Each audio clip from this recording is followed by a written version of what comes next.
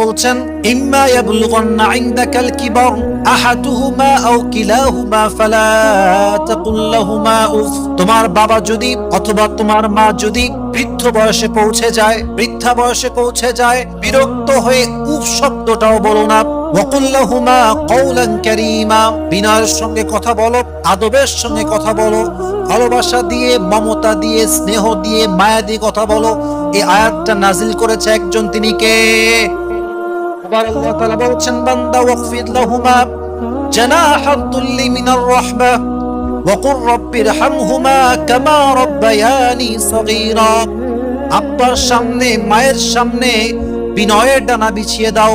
জানাহাদ দুল্লি মিনার রাহমা, একদম বিনয়ের ডানা বিছিয়ে দাও।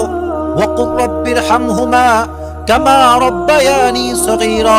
বাপ যখন মারা যাবে, আম্মা যখন মারা যাবে, কবরের সামনে দাঁড়িয়ে দাঁড়িয়ে পাঠ করবা, রব্বিরহামহুমা কামা রাব্বায়ানি সগীরা। এর অর্থ হলো, আল্লাহ আমার বাবার উপরে, আমার মায়ের উপরে তুমি রহম করো যেমন ভাবে তার আমার উপরে রহম করেছিল। বলেন সবাই আমিন।